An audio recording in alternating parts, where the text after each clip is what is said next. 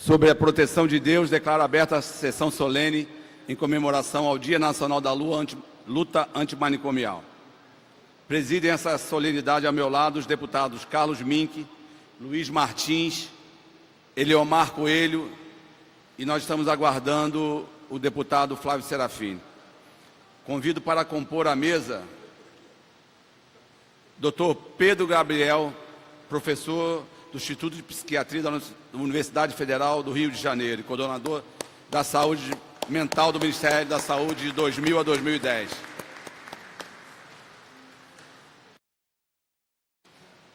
Convido também o Dr. Paulo Amarante, psiquiatra, coordenador do LAPS, da Fiocruz e presidente de honra da ABRASME, Associação Brasileira de Saúde Mental.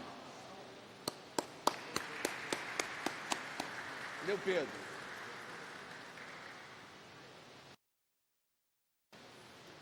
Convido também Tiago Gonçalves Medeiros, psicólogo do Instituto Municipal Nise da Silveira e Centro de Convivência e Cultura dos Trilhos do Engenho.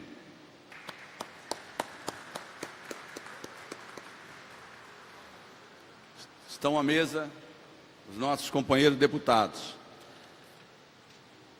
Peço que se sintam na mesa, como extensão da mesa, a doutora Ana Paula Gurjó, psiquiatra do Laboratório de Estudos e Pesquisas em Saúde Mental e Atenção Psicossocial da Fiocruz. Também Gina Ferreira, psicóloga do Instituto Municipal Nise da Silveira, doutoranda de Psicologia Social da Universidade de Barcelona. Iracema Polido, presidente da PACONJUM, Associação de Parentes e Amigos dos Pacientes do Complexo Juliane Moreira. Doutora Francisca Claudete Feitosa, médica da Prefeitura de Paracambi, Volta Redonda, tem um trabalho na nossa região. Estão conosco também o Nilo Sérgio, que é usuário da luta antimanicomial, e Milton Freire, usuário também da luta antimanicomial. Primeiro, convido a todos para que de pé possamos ouvir o hino nacional e desde já agradeço a banda da Polícia Militar do nosso estado do Rio de Janeiro.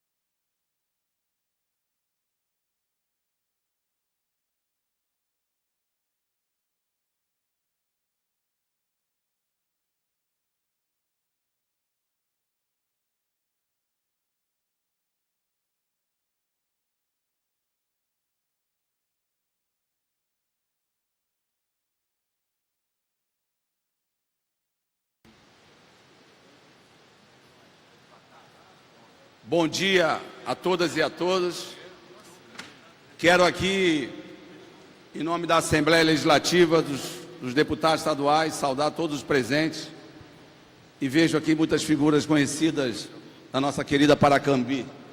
Pessoas que conviveram conosco, que viveram e que a gente tem um orgulho muito grande do trabalho que realizamos lá. Pedro Gabriel, está aqui um amigo aqui chamado André Vidal. André é uma figura que a gente tem muito carinho e que diariamente estava em minha casa em Paracambi. Mas eu lembro bem do primeiro dia da nossa intervenção.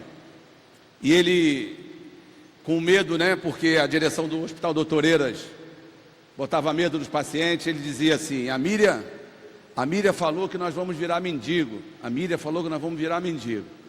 Isso foi na primeira manhã.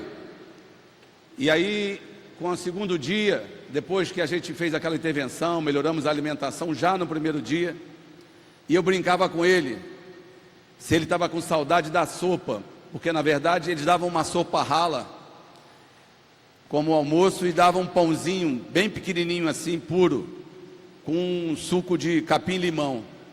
Eu dizia: você está com saudade da sopa, André? Ele falava assim: se você me dá sopa, eu me atiro no lago. Ele falava que ia se atirar no lago.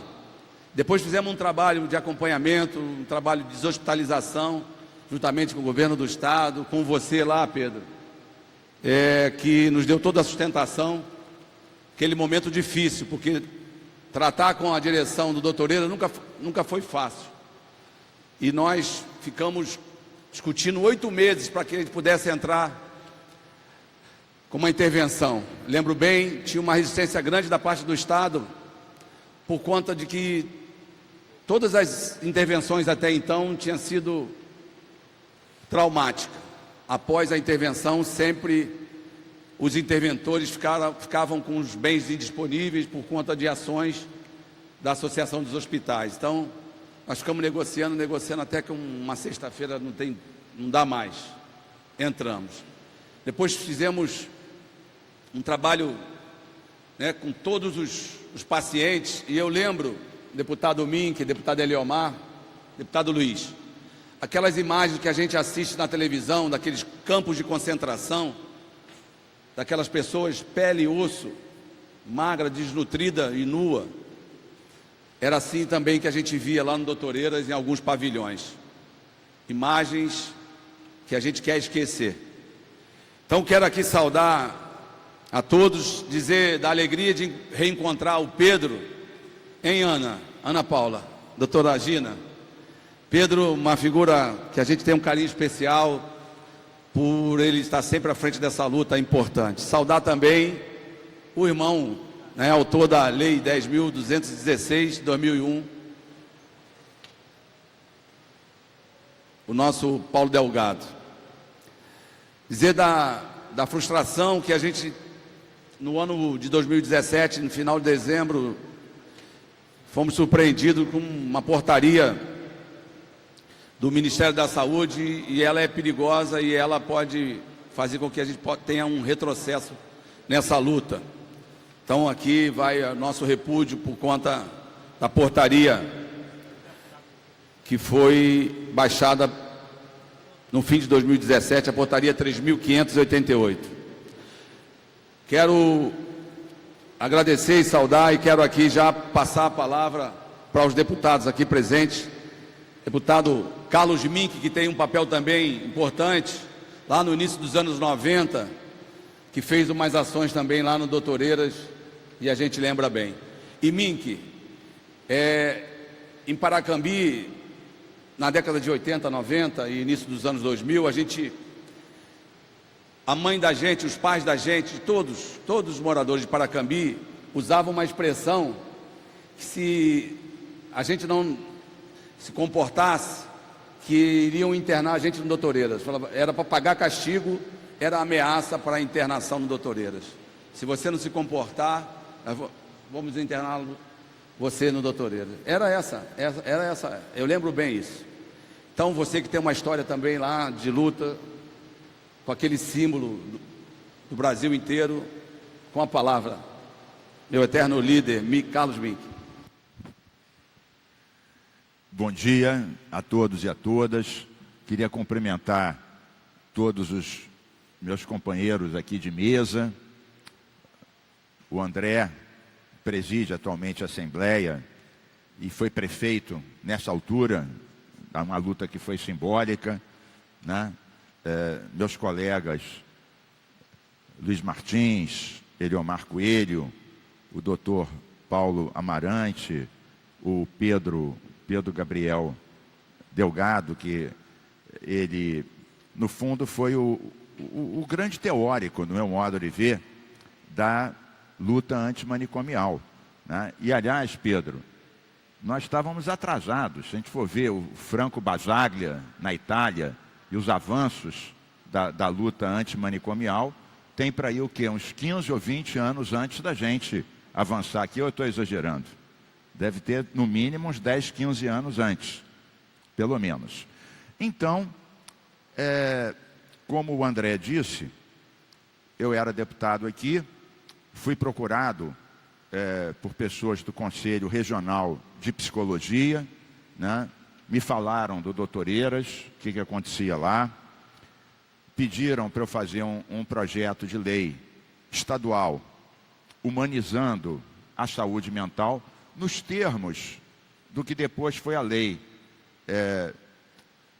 do Paulo Delgado, do Paulinho Delgado, irmão do nosso querido Pedro Gabriel, que, dizem as más línguas, teve um papel muito importante na preparação do texto dessa lei nacional. Então nós fizemos realmente o projeto e a gente estava com uma dificuldade de aprovar o projeto aqui, doutor Paulo Amarante e Eliomar, porque tinha um lobby poderosíssimo dos hospitais psiquiátricos. Pedro Gabriel lembra, tinha um lobby poderoso. Diziam, não, esses malucos vão querer, vão sair, não vão ter onde ir, vão entrar em casa, vão arrancar o dente de ouro da avó, não sei quanto. Era uma coisa assim, estigmatizante. E depois, André Siciliano, nós verificamos que, Pedro Gabriel lembra desses dados, vendo os gastos do Ministério da Saúde, o primeiro gasto era leito psiquiátrico. Era o primeiro gasto, era, André, fortunas. Depois você vê por que eles eram contra a humanização que implicava nos CAPs, né? Oficinas protegidas, lares protegidos, hospital dia, hospital noite, etc. Então a gente estava mexendo, André Siciliano, não era só com uma concepção humanista, era com uma questão econômica, financeira, pesada, e tinha aqui na casa muitos representantes que iam contra, diziam que nós estávamos querendo desorganizar tudo. Pedro, você lembra? Faziam terrorismo com as famílias. Vocês não vão ter aonde deixar os parentes de vocês que têm problema. Aqueles deputados demagogos vão fechar isso tudo e vocês vão ter que se virar. Quer dizer, eles não falavam de alternativa, faziam terrorismo. Então você tinha, por um lado, um interesse econômico, Eliomar, poderoso, poder da grana. Você tinha uma chantagem emocional com as famílias, pesada. E nós estávamos com um projeto aqui parado, eu não me lembro de que ano, mas está aí no Cumpra-se, o ano dessa lei, mas tem no mínimo, sei lá, 20 anos,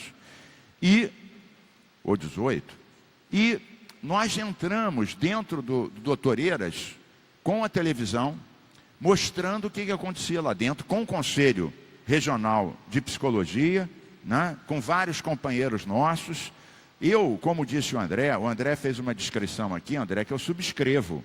É uma coisa, eu tive preso 1 ano no tempo da ditadura militar. Conheço prisão, conheço tortura, como toda a nossa geração. Era o lado democrático da ditadura, porrada para todo mundo. Agora, eu confesso que eu entrei lá no Dr. Eiras, fiquei 2 dias sem dormir. Pessoas amarradas com algema, né? Fazia xixi assim, virando de lado numa canaleta. Depois, quando o pessoal analisou, os psicólogos que estavam nos acompanhando, assistentes sociais, analisaram, André, os dados das mortes tinha uma mortalidade enorme. A primeira causa da morte, Paulo Amarante, era queda. Claro, o cara perturbava, dava uma bolinha, caía, batia com a cabeça. A segunda, terceira, lerpava. Pronto. Queda da própria altura. Está me lembrando aqui, o André já tinha me esquecido, mas é exatamente isso. Não tinha uma bola para chutar, uma música para ouvir, uma cerâmica para modelar. Quer dizer, aquilo era um depósito. Era um depósito, era uma coisa de Auschwitz, né? E eu falo isso, quando eu falo de Auschwitz, eu falo isso porque eu sou daqueles que perdi parentes em fornos crematórios. Eu sou de origem judaica e 2 bisavós meus, tios bisavós, foram cremados. Então eu não falo isso como uma força de imagem, é uma coisa presente no meu imaginário. Então, essa luta se desenvolveu. Depois da lei, a gente conseguiu aprovar, duras penas, enfrentando um lobby poderoso. O André, na época, era prefeito, foi talvez o prefeito do Brasil que mais ajudou nesta luta, porque ele não só apoiava a reforma psiquiátrica, mas ele tinha uma intervenção, criava alternativas, foi interventor. Foi você ou você designou alguém? Foi o próprio André interventor. E tinha uma visão humanizante, falou, e olha, que não era fácil, que Paracambi é um município pequeno, o Doutor Eiras era uma coisa enorme, economicamente talvez fosse uma das coisas mais importantes que tinha no município. Fala no microfone. O Délio Leal. O deputado Délio Leal diz ainda para mim, que quando foi prefeito, na década de 80, só o ISS Doutor Eiras pagava a folha de toda a prefeitura. Só o ISS, para você ter a noção do poder que tinha a Casa de Saúde Doutor Eiras. Então, a minha admiração pelo André não é só dele ter esta concepção, é dele ter, como prefeito, enfrentado o que era a instituição que era economicamente mais importante da cidade, do município.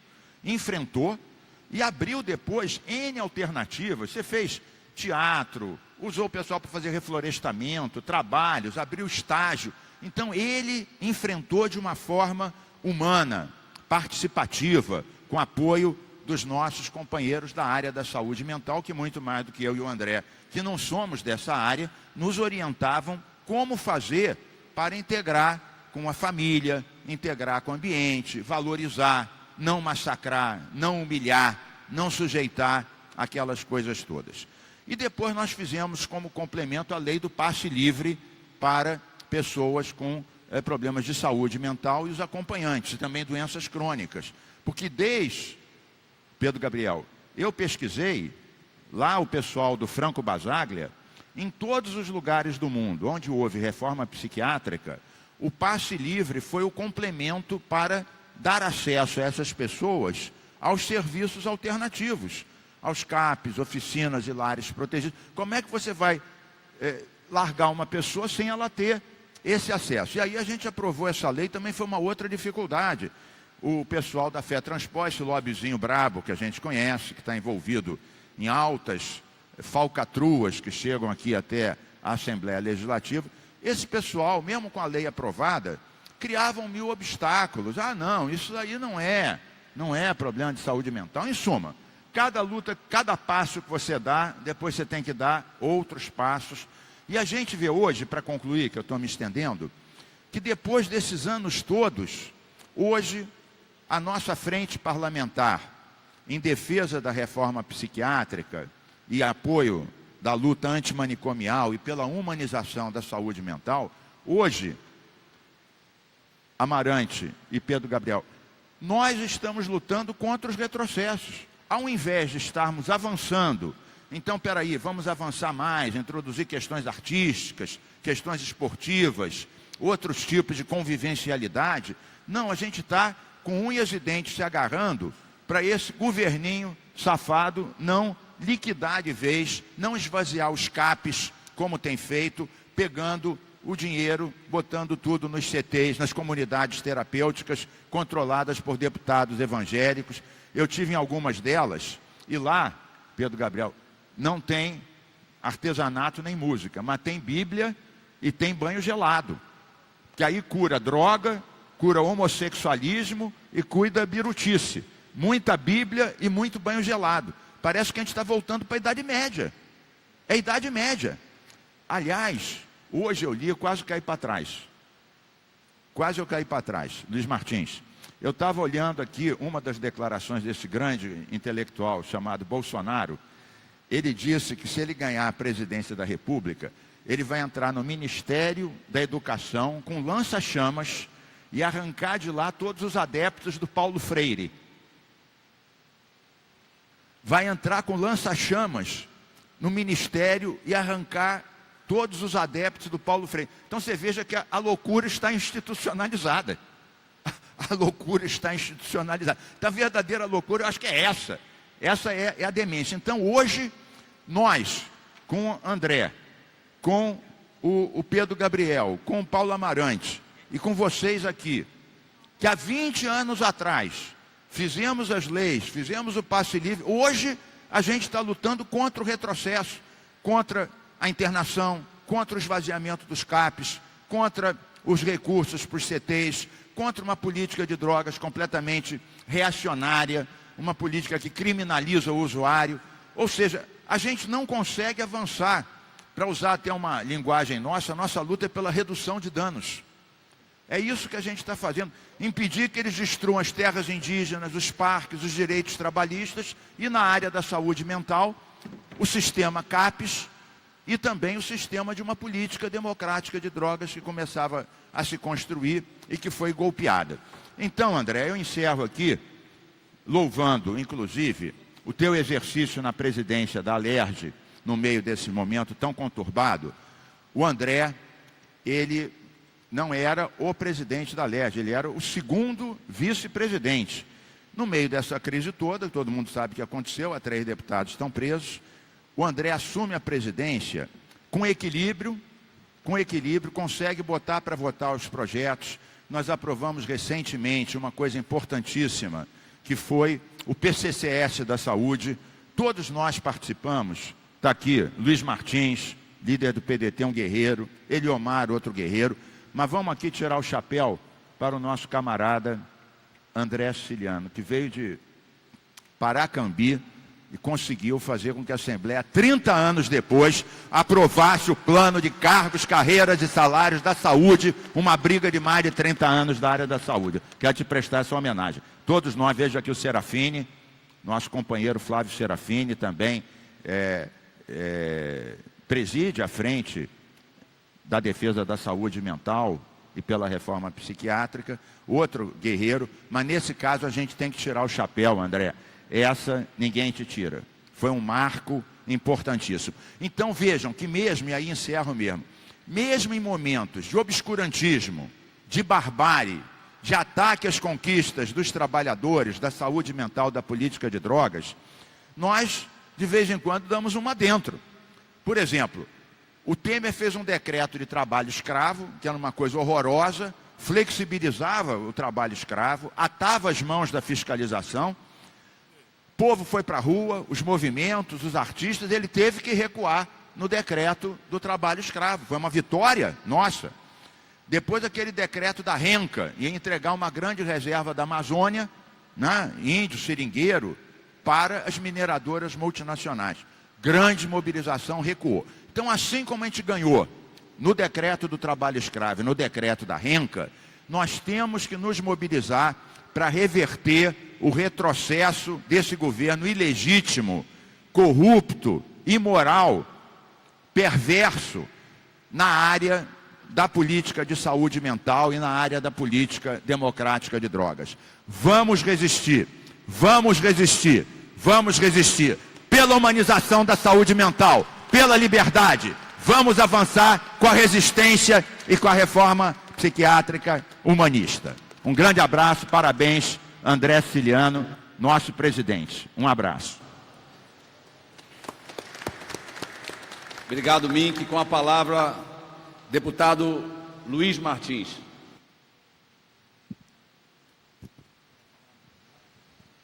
Não, fala sentado. Bom dia a todos. Bom dia aos profissionais da saúde mental, usuários, presidente André Siciliano, Carlos Mink, Eliomar Coelho, deputado Flávio Serafini. Na verdade, eu estou no segundo mandato nessa casa e logo que cheguei aqui, eu fui, em 2011, instado pela minha sobrinha, que é psicóloga, mostrar como é que foi a reforma psiquiatra no país e principalmente da luta do Paulo Delgado.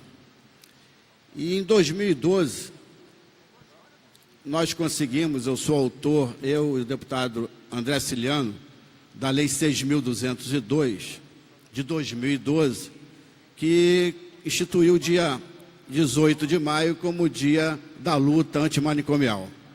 E até parabenizar a todos esses profissionais usuários que fizeram uma caminhada, todo dia 18 eles fazem, no centro do Rio de Janeiro, chamando a população para os problemas vividos da saúde mental no estado do Rio de Janeiro e no Brasil. O deputado André Siciliano e o deputado Carlos Mink alertaram realmente no final de 2017 essa portaria que pode regredir os avanços alcançados na saúde mental.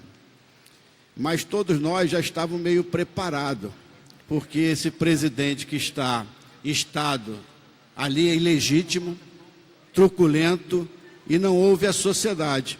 E eu vejo alguns desses profissionais aqui, eu vejo que está sempre com o André Siciliano, a doutora Ana Paula e a Gina, em todas as lutas aqui. Eu vou pedir até um auxílio às duas, e o Flávio Serafini, que também estava nessa luta, que eu consigo, na verdade, ter um bloqueio, eu não consigo me lembrar o nome daquele mau caráter que se colocou no Ministério da Saúde.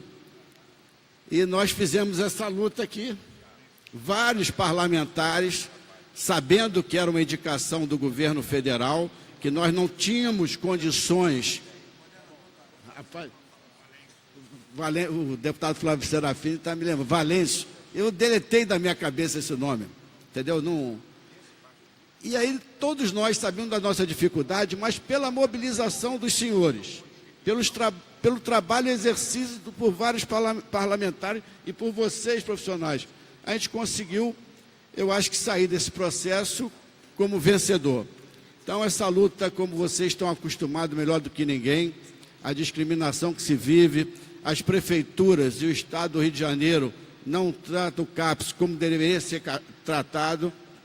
A gente tem problemas na Prefeitura do Rio, avançou, se conseguiu regredir. Eu acho que a gente tem que dar mais atenção nas casas de acolhidas. O tratamento psiquiátrico é fundamental para a gente. Então, esse dia, a gente colocou a Lei 6.202, eu, o deputado André Siciliano, é para a gente escutar vocês, saber como é que está a luta, o que precisamos colaborar com vocês, aprender com vocês, não só o usuário, com cada um dos senhores, para que possamos alertar o executivo da necessidade de avançar e de cobrar aqui nessa casa, muitas vezes, na comissão de orçamento, para que disponhamos mais recursos para que realmente cumpra o seu papel nessa luta que é fundamental. Então, eu quero dizer a vocês aqui que reencontro, depois de 2012, tivemos vários encontros, apresentações daquele pessoal da clínica, ex-clínica Doutor Eiras, que o André teve lá uma intervenção como prefeito e contribuiu muito para acabar com aquele manicômio. Então, os avanços que o deputado Carlos Mink falou, da luta da frente que o Flávio tem exercício nessa casa, e dizer que é uma satisfação estar com vocês, mas às vezes a gente fica muito triste em ver governos como esse governo federal, esse presidente ilegítimo, regredir e termos muito cuidado. Então, a gente precisa da informação de vocês para que possamos, dessa casa, do Parlamento Fluminense, denunciar os absurdos que ainda acontecem na questão da saúde mental. Parabéns a vocês, profissionais da saúde e todo usuário do sistema.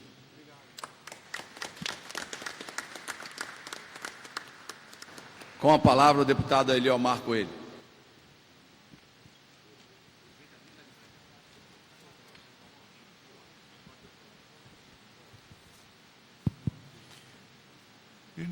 Inicialmente, bom dia para todos e para todas. Cumprimentar o presidente dos trabalhos desta sessão, André Siciliano, em nome de quem cumprimento todos os membros da mesa. os meus companheiros, né? E quero cumprimentar também o Dr. Paulo Amarante, da Fiocruz, Pedro Gabriel, Instituto de Psiquiatria da UFRJ, Tiago Gonçalves Medeiros, psicólogo do Instituto Municipal Nise da Silveira, e ainda a mesa por extensão, que é doutora Ana Paula Gujó, psiquiatra do Laboratório de Estudos e Pesquisas de Saúde Mental e Atenção Psicossocial, da Fiocruz também, psicóloga Gina Ferreira, psicóloga do Instituto Municipal Nise Silveira, doutoranda em Psicologia Social, doutora Francisca Claudete Feitosa, médica da Prefeitura de Paracambi, Nilo Sérgio, meu amigo, usuário da luta antimanicomial, e também Milton Freire, e meu colega, companheiro aqui, colega Luiz Tenório, né? Médico também, que tem acompanhado muito essa luta.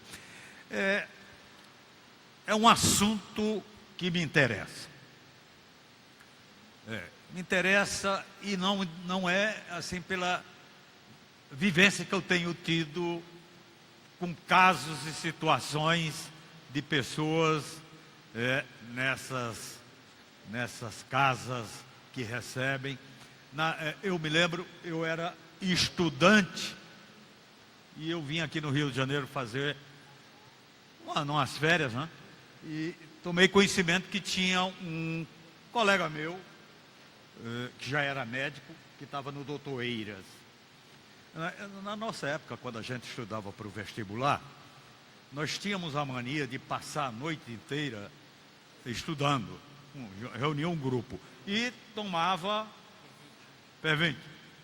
E isso daí, é claro que algumas pessoas passavam no vestibular, ficava fazendo o curso, continuava tomando e terminava se viciando. Bom, ele estava no Doutor Eiras e eu fui lá visitar, médico, cara novo, e ele dizendo, eu não sei o que eu estou fazendo aqui, porque eu não tenho nada a ver com esse pessoal. Aí apontava para as outras pessoas, ou seja, ali ele era, no fundo, uma pessoa segregada. Essa que é a verdade, não é? Bom, e é claro que isso daí desperta exatamente uma determinada curiosidade em relação àquela situação, não é? Bom, eu fui aqui na cidade do Rio de Janeiro, fui vereador há muito tempo. E uma das vezes eu fui visitar uma clínica psiquiátrica em Jacarepaguá, chamada Amendoeira. E realmente ali eu fiquei meio incomodado, não é? A forma como eu senti como seriam tratadas aquelas pessoas. Inclusive, uma clínica que pertence ainda, deve existir, ao município do Rio de Janeiro, né?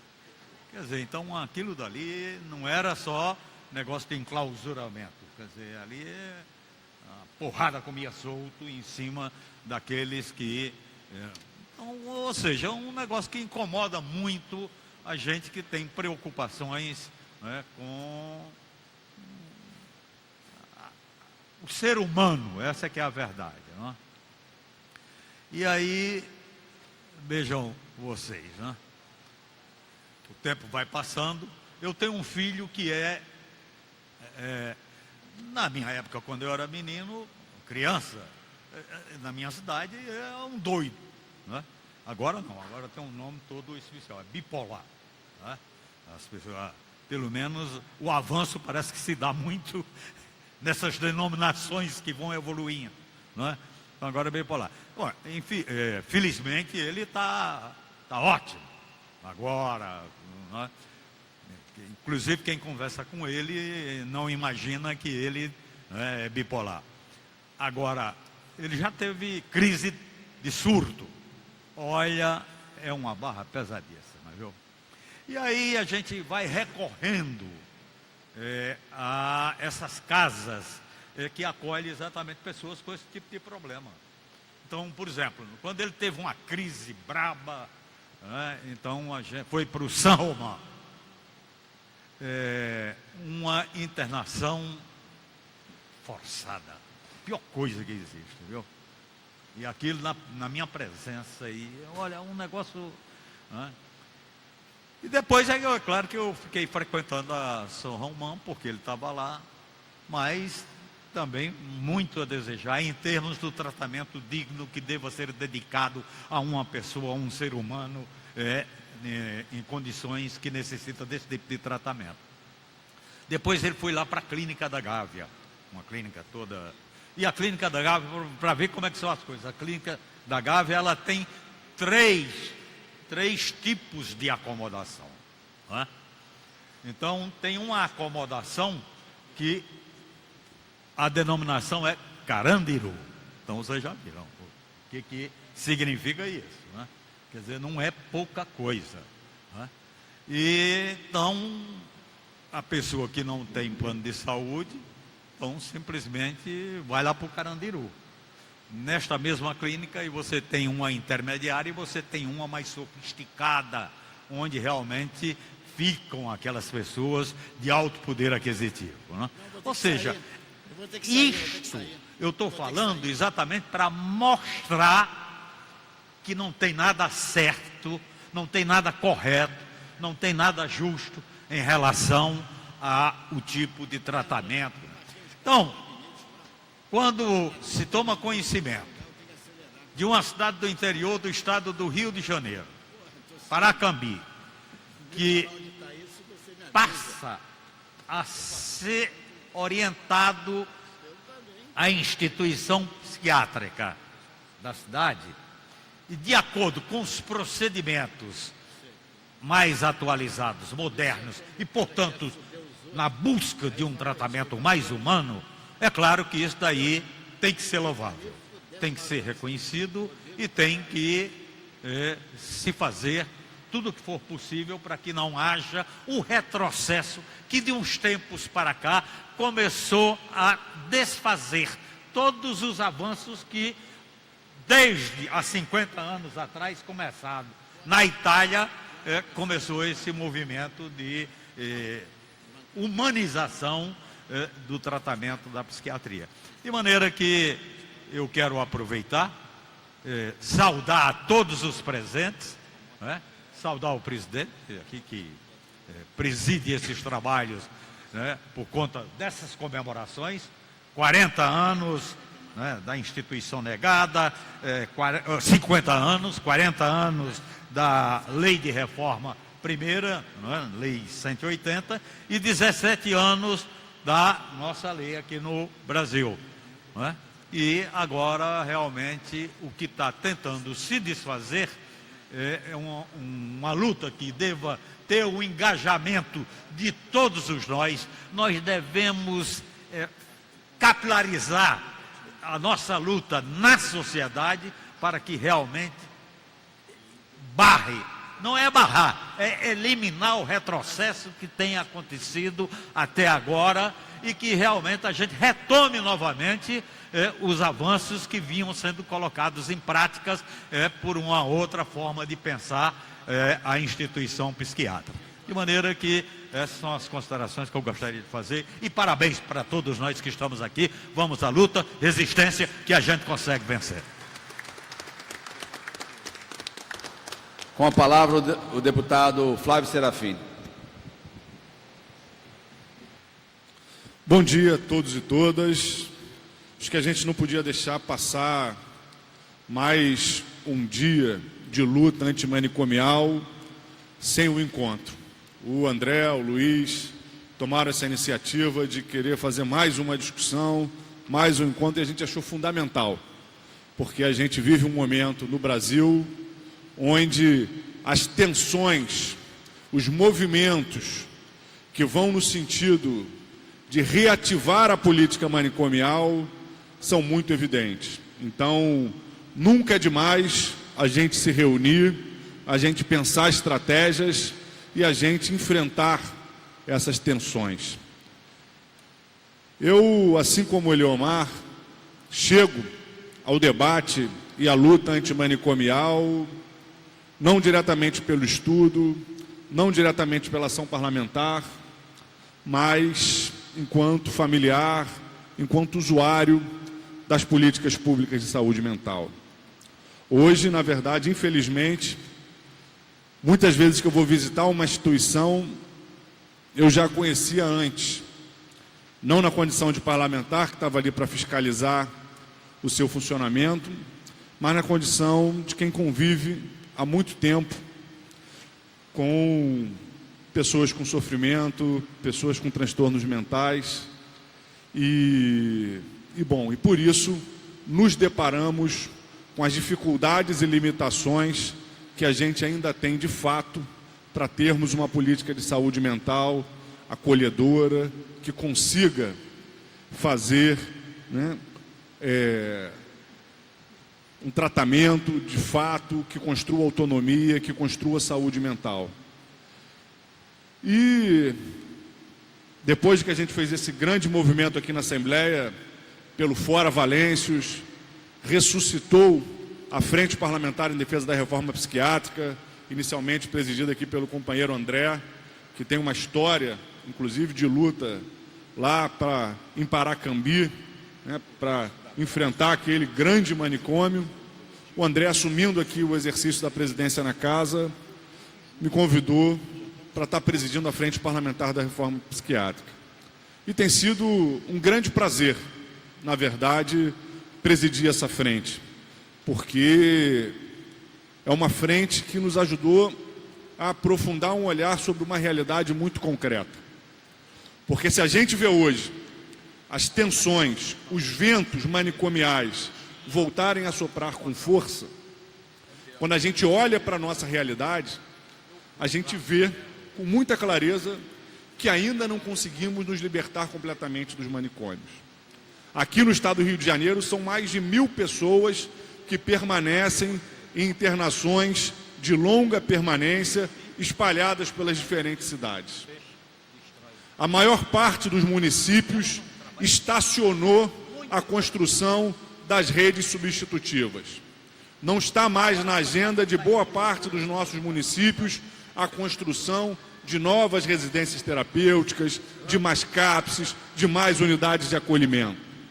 Pelo contrário, temos visto em muitos casos o sucateamento daquilo que chegou a ser feito, que ainda é insuficiente para que, de fato, a gente consiga garantir um atendimento territorializado, que garanta a todos e todas que possuem transtorno mental um acompanhamento permanente, para prevenir as crises, para não termos que lidar com a necessidade de internações induzidas pela ausência de políticas efetivas de saúde mental.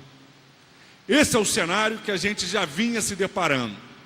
E nesse cenário já cresciam algumas tentativas de infiltração de políticas que sequer dá para ser consideradas do campo da saúde mental, como, por exemplo, as comunidades terapêuticas, que conseguiram se infiltrar na própria legislação e que vêm angariando, através especialmente de bancadas religiosas e fundamentalistas, cada vez mais força dentro das diferentes esferas de governo, buscando financiamento público para uma saúde que se diz de saúde mental, mas que sequer pode ser reconhecida como tal.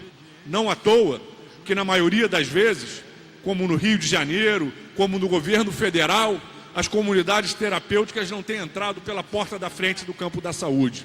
Têm entrado pela janelinha, pela porta dos fundos, se acochambrando em alguma secretaria especial, no Ministério da Justiça, onde quer que seja, para cada vez mais ocupar esse espaço.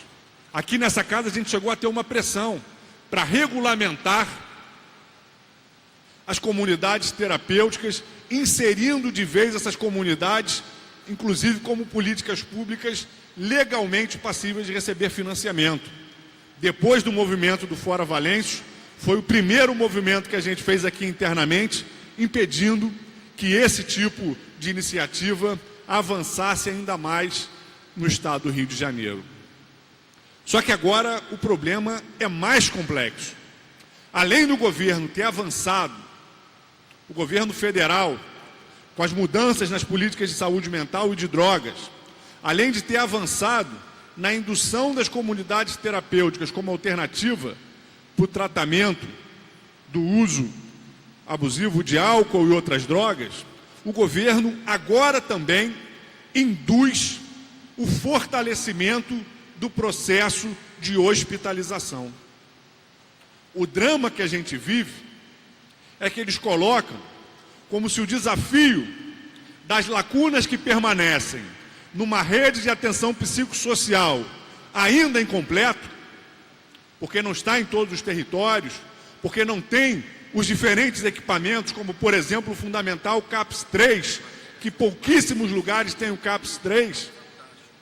A essas lacunas de uma rede que ainda não se concretizou, eles dizem estar colocada uma limitação estrutural de uma proposta que veio para acabar com os manicômios e construir saúde mental com autonomia, com cidadania, com respeito aos direitos humanos. Esse é um dos legados mais perigosos desse governo golpista.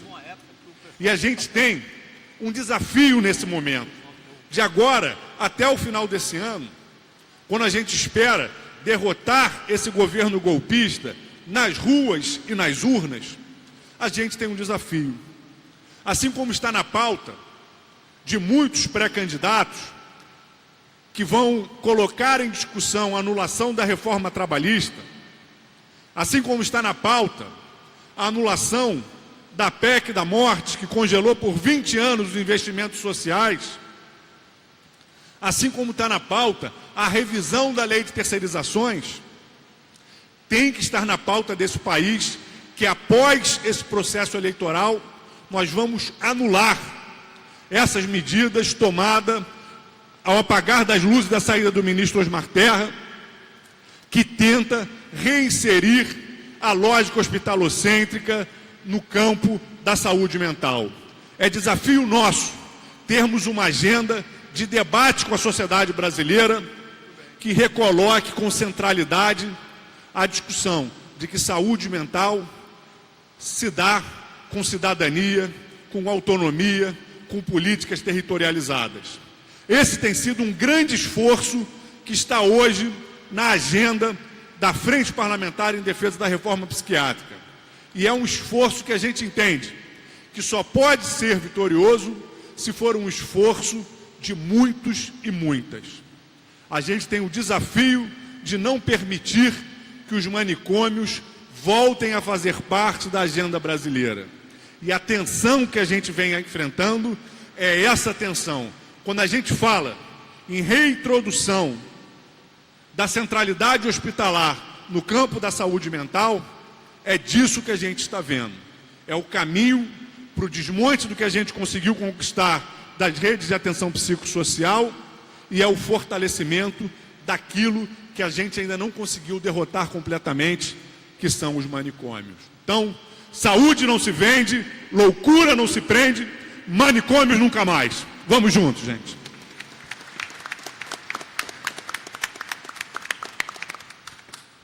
Nós vamos estender a palavra à nossa mesa de extensão com a palavra Milton Freire.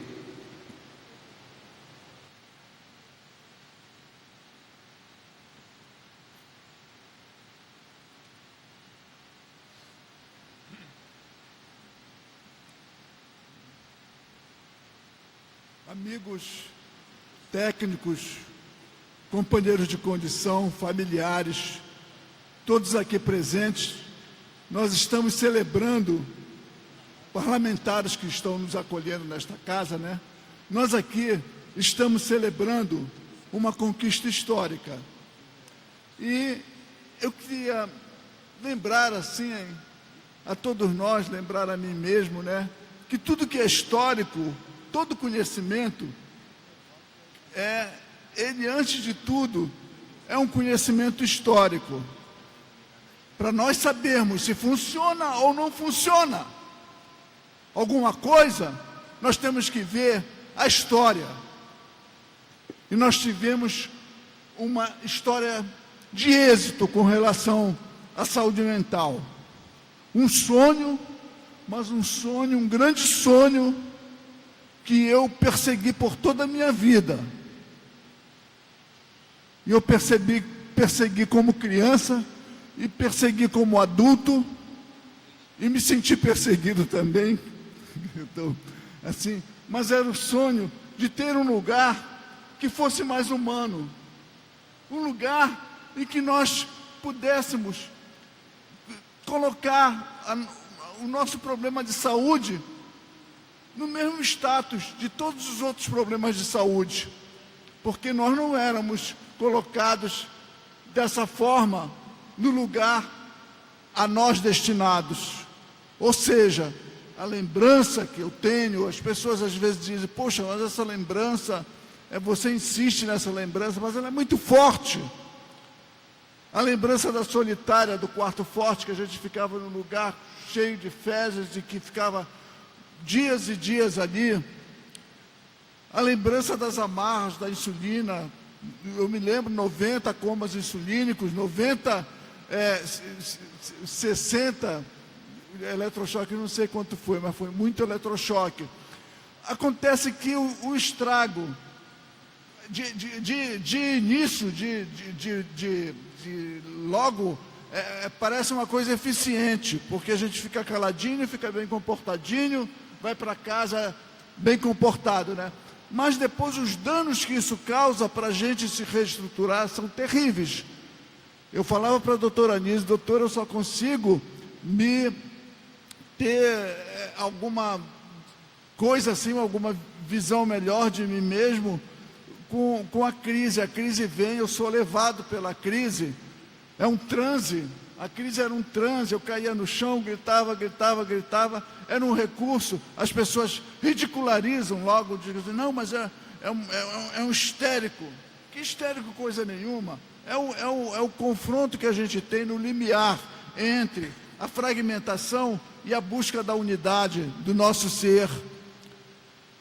Então isso é uma luta que todos os usuários de saúde mental têm. Seja pequenina, com todo o respeito que você, mãe, e as mães todas dos CAPs infantis, seja porque às vezes a gente vê que as pessoas têm pequenos progressos, mas esses pequenos progressos são tão significativos, tão bonitos para as famílias e para nós.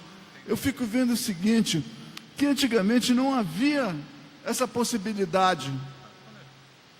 Quando eu recebi o diagnóstico, era diagnóstico de esquizofrenia, né? E esse diagnóstico de esquizofrenia era para toda a vida, não ia ter saída, nunca eu iria me recuperar. E, no entanto, hoje se fala em recuperação.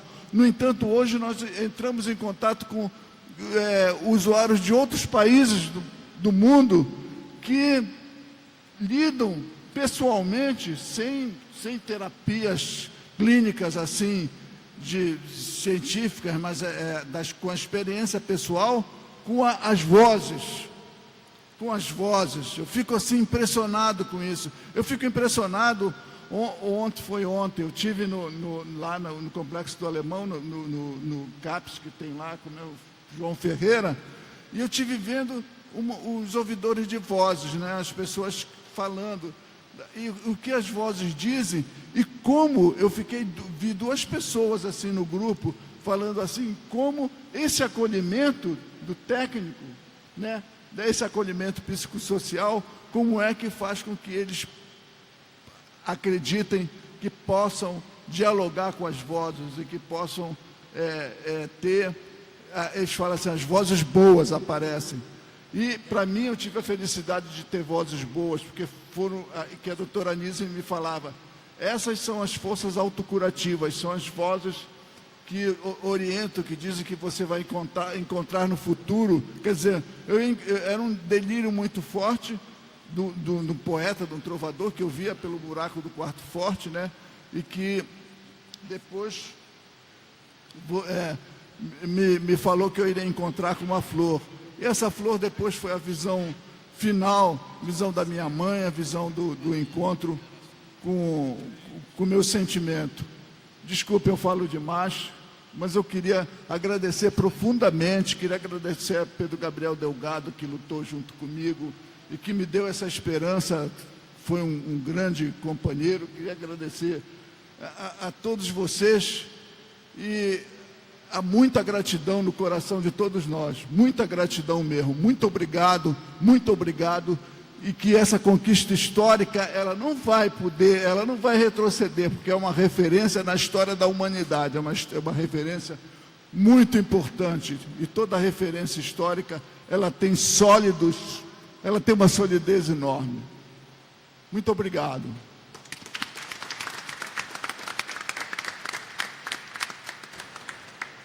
Saudar aqui que está conosco à mesa o nosso companheiro Tenório. Fique à vontade aí, desculpa pela demora. Nilo Sérgio, por favor.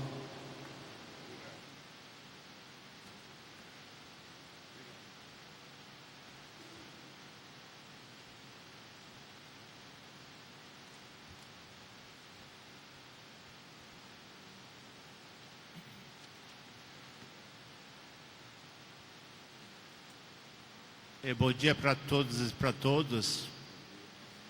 Eu faço política por amor no Partido dos Trabalhadores e na luta antimanicomial. Então, doutor André, você não imagina o carinho que eu tenho pelo senhor, por você ter lembrado de pessoas que não tinham importância nenhuma. Você podia viver no Grão-Monde, onde estivesse, e se preocupou conosco, entende? Doutor Carlos também, que nos Carlos Mink, que sempre foi um companheiro fazendo nossas leis, né? O meu querido Eliomar, né, que me chama pelo nome. Eu digo que vocês são meus super-heróis, porque eu tenho um carinho especial para vocês. Me pediram para ser rápido, então eu fiz em casa uma espécie de carta de amor, né? E aí eu cito alguns homens como referência e nenhuma mulher, né? Mas o que acontece é que no meu processo de vida as mulheres foram sempre muito presentes. Então, quando eu encontro um homem, para mim é maravilhoso, é humano, né? Então eu escrevi assim: quero falar muito pouco, dizer que tive uma história trágica nos manicômios do Rio de Janeiro por 15 vezes. Desde o final da década de 70, frequentei vários manicômios, até que encontrei como doutora Madalena Libério, com quem fiquei 10 anos em consultório particular. Neste consultório conversávamos assuntos da sociedade. Naquela época tive notícia da criação do primeiro CAPS Rubens Correia e a morte da doutora Nise da Silveira. Importante para a minha ressocialização é a volta para o Partido dos Trabalhadores e o ingresso no movimento da luta antimanicomial, onde vim a conhecer homens que foram importantes na minha vida. Alexandre Mariano, o superintendente da saúde mental do Rio de Janeiro, Dr. Hugo Fagundes. Este me concedeu uma bolsa de trabalho por 5 vezes. Dr. Eduardo Mourão Vasconcelos, Valcia Oliveira. Poderia citar muitos outros homens e mulheres, mas graças à luta tornei-me uma personalidade do nosso núcleo da luta. Sou sempre muito bem recebido por pacientes e profissionais. Sou uma espécie de referência na reforma. Dr. Paulo Amarante editou 1000 exemplares do meu livro de poesia, que eu vendi em 1 ano. Sou um paciente da Rede Estadual da Saúde Mental, onde já estou há 15 anos sendo tratado por uma psicóloga e uma psiquiatra maravilhosas. Vivemos a ameaça de volta do manicômio. Só quem passou pela experiência da reclusão, como o Dr. Luiz Inácio Lula da Silva, sabe o que é um manicômio e a importância dos amigos e familiares. Nestes últimos anos, tornei-me ator na companhia de teatro Companhia de Teatro Hotel da Loucura, exercitando papéis de destaque graças aos nossos direitos. Vitor Por Deus, nosso diretor Vitor Por Deus.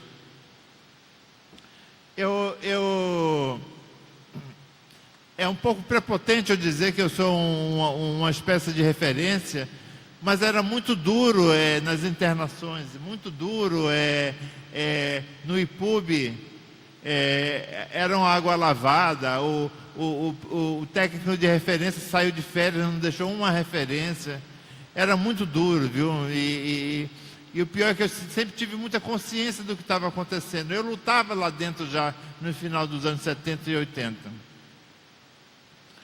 E eu sou poeta, né? E tem uns versos do Mayakovsky que diz assim: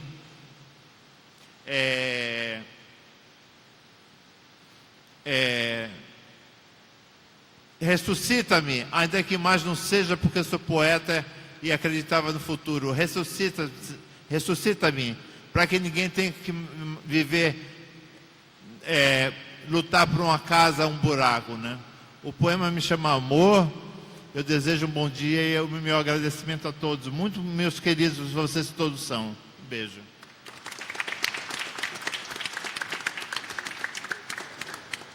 Convido para usar a palavra a doutora Francisca Claudete Feitosa, médica da Prefeitura de Paracambi, que implementou CAPS nos estados de Tocantins e Mato Grosso. Antes, porém, citar aqui Marcos Argolo, médico da Secretaria de Estado de Saúde, Secretaria de Saúde.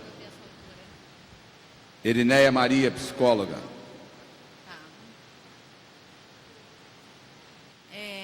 Eu saúdo o presidente, né, desta casa, aos senhores deputados, aos senhores presentes, né, a todos, o meu bom dia, né?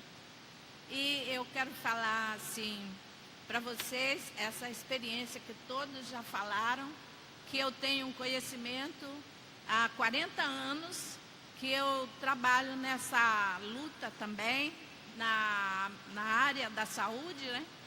E me apaixonei muito pela parte dos portadores de necessidades especiais e principalmente mentais, né?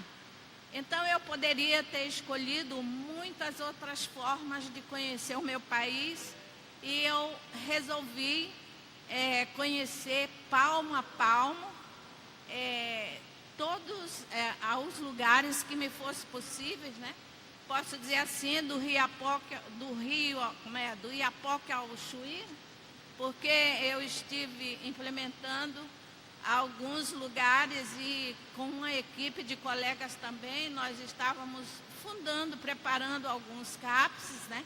Com muita dificuldade, muita luta, mas conseguimos, graças a Deus, conhecer alguns lugares muito agradáveis, assim, para o nosso propósito de ver realizado o desejo de tratar as pessoas com humanidade, né? Porque também eu faço parte de um órgão de junta de missões nacionais, né? E eu palmilho sempre as pisadas do meu mestre Jesus, que eu conheci um psicólogo, que eu aprendi como lidar com o meu próximo, né? Então sempre nós tivemos algumas dificuldades, como ali no Tocantins, Pará, Rio Grande do Sul, Paraná. Tivemos algumas vezes representando no Mercosul, né? E foi muito agradável porque aprendemos como lidar com as pessoas. Eu posso dizer para os meus amados presentes que Deus me deu a felicidade de, no meu país, me faltar apenas 4 estados para que eu pudesse conhecer como funcionava a saúde em cada estado e município. Na Amazonas, Acre, fronteira da Bolívia, fronteira da Argentina. E nós tivemos assim, não porque ouvimos por palavras, mas porque nós vimos com os nossos olhos, palpamos com as nossas mãos e pisamos com os nossos pés. E quanto a Paracambi, nós estávamos ali trabalhando em Paracambi desde 1990, conhecemos todas as lutas, conhecemos amorosamente, se posso falar assim, o nosso amado presidente, né? E então nós conhecemos todos os seus feitos e é muito agradável você ver quando bebê e ver quando presidente de uma casa tão famosa como esta, né? Então eu agradeço essa grande oportunidade ao presidente de estar na tribuna dessa casa dando esse pequeno relatório, porque esse mês é o mês de meu aniversário, que eu completo 80 anos, né? 80 anos e sempre palmilhando, e agradeço por esse movimento para continuarmos tratando o nosso irmão com dignidade, né? Para que eles possam ter um atendimento biopsicossocial. Obrigada.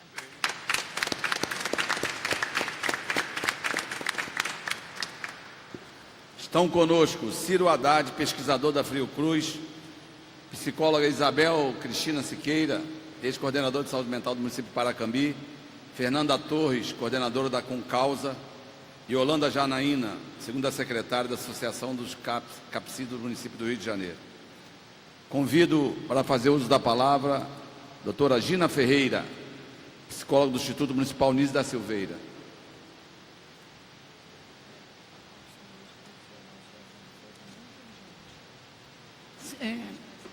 Senhores parlamentares, senhor presidente, professor Pedro Gabriel, querido colega Tiago, professor Paulo Amarante e queridos companheiros, eu vou tentar ser breve.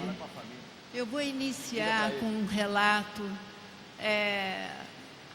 de uma narrativa em que aconteceu quando eu tinha 22 anos, com uma colega, companheira de Cinemateca do MAM, de passeatas, de correr da cavalaria do Exército, da repressão, companheira de cerveja em Santa Teresa. Ela me chamou para estagiar no Odilon Galotti, no pavilhão Odilon Galotti, no antigo centro psiquiátrico Pedro II. E no primeiro dia, ela me conduziu à sala que ela atendia e falou para mim: fica ao meu lado aqui, porque você vai assistir o meu atendimento. Entrou um rapaz, aparentando os 27 anos, levado por 2 enfermeiros. Ele entrou silencioso e ela perguntou: qual é o seu nome? E ele disse: quantos anos você tem? E ele disse: você sabe aonde você está? E ele disse: sei, no Engenho de Dentro. Você sabe que rua é essa? Ele disse: sei, Ramiro Magalhães. Você sabe o número? Ele titubeou. E ela falou, ele interrompeu, quando ela ia falar outra vez, ele interrompeu e disse: doutora, eu preciso lhe dizer uma coisa. E ela continuou: mas você não sabe o número daqui? E ele insistiu: doutora, eu preciso lhe dizer uma coisa. E ela perguntou a ele: você sabe exatamente que lugar é esse? Ele disse: um hospital. Mas, doutor, eu preciso lhe dizer uma coisa. E ela, então, pela primeira vez, olhou para ele. Levantou a cabeça e olhou. E ele respondeu: eu me sinto muito só. Ela puxou a gaveta da mesa, pegou o receituário e passou 10 eletrochoques. Não subi mais com ela para Santa Teresa, é óbvio, nem fui mais ao cinema com ela. Mas essa é, sem dúvida, a alma manicomial. E que tende a voltar hoje na sociedade, à medida que avança a crise de representatividade popular. Hoje, a tendência é um grande número de parlamentares quer dizer, um número cada vez maior, conservadores que não representam a população, não representam mais o povo. Essa alma manicomial tende a se materializar em ações do Estado, sob recentemente da compra como política, como ferramenta de política de saúde, da compra no valor de R$110 mil de material eletrochoque.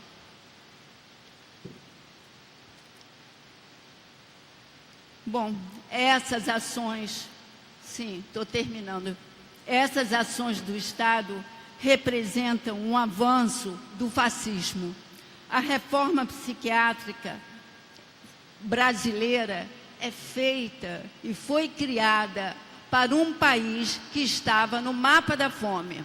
É onde vão parar, sim, onde estavam no manicômio, todos aqueles que, em sua grande maioria, aqueles que dormiam, que representavam a população de rua, os que sofriam a exclusão por uma questão de etnia, por questão de gênero.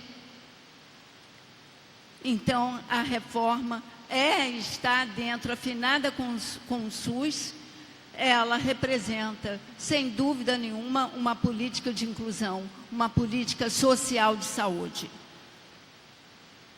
Ela hoje, então, está totalmente ameaçada por esse governo fascista.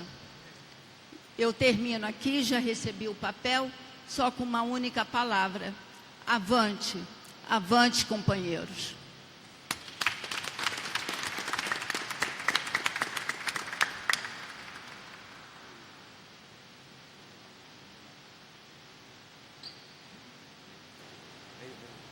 Alô? Isso aí. Agora, fazer uso da palavra, a senhora Iracema Polidor, presidente da PAJOCUM, Associação de Parentes e Amigos dos Pacientes do Complexo Juliano Moreira. Bom dia a todos, bom dia mesa.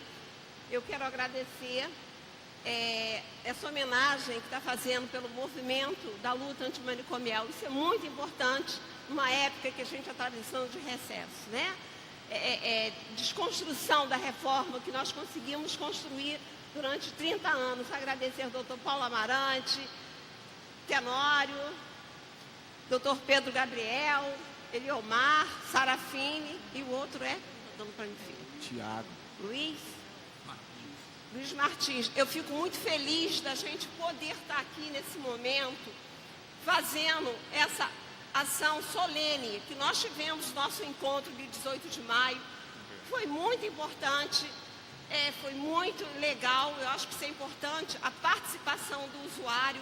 Agora, o que mais eu acho que está necessitando nesse momento é mais afinidade entre nós, os familiares. A luta tem que continuar, gente. A luta não para. Nós somos um movimento e nós estamos aí num contexto ruim dentro do governo. Então, a gente não pode parar. A gente tem que estar junto.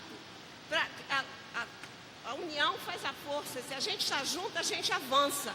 E se a gente ficar só fazendo os guetozinhos, reuniões aqui, temos que nos unir. Eu acho que isso é um momento histórico para a gente. São 30 anos, mas minha luta é de 40 anos. Desde 1978, a minha luta, que eu comprei essa luta para mim, com todo o percalço que a associação está passando nesse momento, junto à Prefeitura do Rio de Janeiro.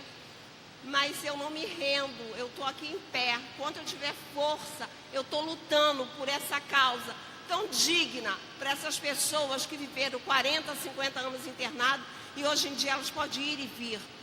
Como uma usuária de São Paulo falou para mim: Iracema, hoje eu tenho a chave da minha casa, hoje eu não sou trancada, eu tenho direito de ir e vir, poder estar junto à sociedade e estar feliz por a gente poder estar sentado quem é o médico, quem é o psicólogo, quem é o usuário. Isso acho que é importante para a gente, isso é gratificante. Ter o Nilo, ter o Milton, que são parceiros nossos, o Milton, né, Milton, desde há 30 anos atrás, a gente lutando, a Gina, Ana Paula. Eu fico assim muito feliz, gente, de estar aqui. Eu não tenho nem muito o que falar, que eu fico emocionada. Eu só vou pedir assim, gente, vamos lutar junto. A luta junto, ela cada vez fortalece. Então a gente tem que bater uma salva de palmas bem forte para a luta, né? Para o 18 de maio e para a reforma psiquiátrica. Nós não vamos deixar morrer, nós estamos aí lutando. E essa luta não vai morrer, vamos ficar em movimento. Não é essa portaria do governo que vai nos derrubar, cada vez fortalecer mais. Eu acho que cada luta que a gente perde, a gente se fortalece. Então nós não estamos perdendo, nós estamos fortalecendo. Então muito obrigado. Olha, vamos bater de pé, gente, uma salva de palmas para a reforma psiquiátrica brasileira, que ela merece. Nós merecemos. Nós merecemos. Nós somos lutadores, somos sobreviventes dessa luta. E vamos continuar. Muito obrigada aí a vocês. Muito obrigada. Obrigada aí a todos. Obrigado, Iracema. Sempre muito emocionante te ouvir. Destacar aqui a presença do Adriano Dias, fundador da ONG Direitos Humanos com Causa, da Luciene Fonseca, chefe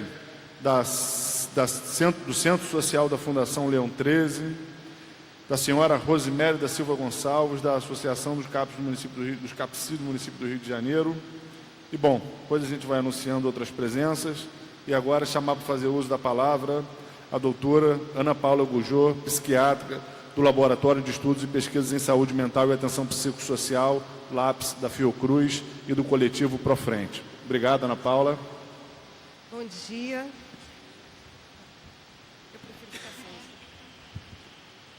Bom dia a todos e a todas, companheiros de longa data, companheiros militantes, companheiros parlamentares. Saúdo essa casa, em nome do André Ciliano, deputado André Ciliano. Agradeço o convite, deputado Flávio Serafini, companheiro da Frente Parlamentar. Enfim, hoje nós estamos aqui mais uma vez, né, aqui no Rio de Janeiro, aqui nessa casa, comemorando, né, num dia de comemoração, que no nosso caso, comemoração é luta, né, mais um 18 de maio, que esse ano completam 30 anos, né, o primeiro foi em 18 de maio de 1988, definido a partir, né, do Congresso em Bauru, em 1987. E hoje, em mais um 18 de maio, nós estamos lutando, né, e dessa vez contra um retrocesso. Eu queria começar dizendo, e aí a minha fala precisa ser rápida, né? Então, contextualizando que a nossa luta pela reforma psiquiátrica, ela está diretamente ligada à luta pela democracia. Não existe reforma psiquiátrica sem um Estado democrático. Então, é desse lugar que a gente fala, né? Um lugar daqueles que vão lutar, sim, pelo fim dos manicômios, mas entendendo que a liberdade é uma luta muito mais ampla, né? É uma luta por uma sociedade onde seus cidadãos possam definir as suas políticas, possam ter direito à saúde, ter direito à educação, ter direito ao básico da existência humana, né? Então, é a partir disso, né, que a gente, nesse 18 de maio, precisa trazer, né, o avanço dessa onda conservadora vinda pós-golpe de 2016, onde o que está em jogo é um projeto de destruição do Estado, é um projeto de destruição de um Estado garantindo, né, uma grande parcela do lucro, a maior parcela do lucro aos grandes monopólios econômicos. E isso se reflete diretamente no que nós temos discutido desde o início, com todas as falas que me antecederam, sobre o retorno do hospital psiquiátrico, o retorno, o surgimento de comunidades terapêuticas, que não são outra coisa a não ser aqueles mecanismos, aqueles dispositivos que respondem a uma lógica do mercado, uma lógica do lucro e uma lógica de uma sociedade conservadora, aonde o seu desviante, o seu diferente, o seu miserável precisa ser varrido para debaixo do tapete. Nós estamos hoje falando aqui de comunidades terapêuticas, como ontem falávamos dos grandes hospitais psiquiátricos, como falávamos da Dr. Eiras. E eu queria marcar, porque não dá para aprofundar muito, né, nesse tempinho, para todo mundo poder falar, eu queria marcar a importância das estratégias de resistência, né? Marcar que a reforma psiquiátrica, ela não foi uma determinação ou uma criação da cabeça de um ou outro que acordou de manhã e achava que o manicômio tinha que fechar. Ela é uma luta. A reforma psiquiátrica é uma luta, ela é a construção coletiva de usuários, profissionais, de gestores, de acadêmicos. Ela é essa luta coletiva, ela rompe com uma lógica hospitalocêntrica, né, centrada no único lugar de assistência como o hospital psiquiátrico, e passa a estabelecer novas formas de cuidado e liberdade, aonde, entre elas, nós vamos encontrar todos esses dispositivos que hoje estão presentes e regulamentados, mas regulamentados através de conferências participativas e democráticas. Foram 4 conferências. E a partir dessas conferências, essas políticas foram estabelecidas. E é por isso que esse desmonte, essas portarias, a portaria 3588, de 21 de dezembro de 2017, e a portaria 679 sobre a política de drogas, elas se colocam não apenas como um retrocesso de uma política, mas como uma afronta, enquanto um desrespeito a todos os cidadãos, militantes ou não, que discutiram a questão da reforma, que estiveram durante todos esses anos numa luta para a estruturação do cuidado em liberdade. E para finalizar, eu queria marcar a importância da frente parlamentar. Uma frente parlamentar que foi constituída, né, foi implantada em 18 de maio de 2016, com a presidência do deputado André Siciliano, já com a presença do deputado Flávio Serafini, Luiz Martins e vários outros, né? Marcelo Freixo, Eliomar, Jair Bittencourt e alguns outros mais que naquele momento estavam juntos, mas dizer que esse espaço, ele não é um espaço apenas de deputados. Eu acho que o diferencial dessa frente parlamentar é um espaço onde esses deputados colocam o seu mandato em prol das lutas que são pautadas pelos movimentos sociais. Essa frente parlamentar, ela possui reuniões regulares, aonde essas reuniões são abertas às representações dos movimentos. Eu, através do coletivo Pro Frente Rio de Janeiro, em defesa do SUS e da reforma psiquiátrica, tenho um revezamento aqui, junto com o professor Eduardo Vasconcelos, o Movimento Nacional da Luta Antimanicomial, os conselhos, o Conselho Federal de Psicologia, o Conselho de Serviço Social, enfim, são diversas entidades e movimentos ligados à reforma psiquiátrica que estão presentes pautando essas discussões. E a partir disso, muitas conquistas significativas foram obtidas, como, por exemplo, barrar a regulamentação das comunidades terapêuticas, quase que no apagar das luzes. Foi literalmente um pé na porta que os deputados da frente parlamentar colocaram, e a partir daí isso pôde ser revertida. Nós tivemos as visitas, como está andando a questão da Fundação Leão 13, que era um espaço que tinha sido desconstruído, um espaço de muita miséria, né, e com problemas graves com os usuários que foram transferidos. Bom, quanto tempo eu tenho? 30 segundos? Vou fechar. Com os usuários transferidos. Nós tivemos a visita naquele abrigo lá em Santa Cruz, no ano passado, enfim, uma série de outras, mas hoje o que eu acho que nós temos como um ganho também bastante importante, que precisa ser replicado, é o fato de que alguns meses atrás, foi no mês de abril, a questão do pacto, não, foi março, né? Em março, foi construído um pacto literalmente de desobediência civil, com a presença de deputados, gestores, acadêmicos, aonde havia um compromisso, e um compromisso que é político, é um compromisso de palavra, né? Um compromisso de honra, e esses são os principais, aonde todas essas pessoas presentes estabeleceram uma pactuação, um compromisso de não implementação desse retrocesso. Esse é um instrumento de trabalho, é um instrumento para a gente levar para os nossos serviços, para os nossos espaços de debate, para os nossos lugares de trabalho cotidiano. Né? Então, isso tá disponível, né? Eu acho que está disponível na página, não é isso, Serafine? E a gente precisa estar dando continuidade. Então, parabéns para nós, a luta continua. Obrigado, Ana Paula. Tem sempre fortalecido, engrandecido, nos ajudado muito na condução dos trabalhos da frente. A frente tem uma página no Facebook, a Frente Parlamentar em Defesa da Reforma Psiquiátrica. Todos e todas estão convidados a participar. A gente discutiu uma pauta comum, né? A Ana Paula citou algumas. Uma das que a gente discutiu na frente, e vai ser o nosso próximo encontro, vai ser sobre cannabis medicinal e educação. A gente vai fazer um encontro discutindo com familiares de pessoas que fazem tratamento, profissionais. Vai ser no dia 8 de junho, às 13h30, no auditório aqui do prédio anexo, o prédio que tem aqui aos fundos do Palácio. Então, estão todos e todas convidados. Dia 8 de junho é o nosso próximo encontro.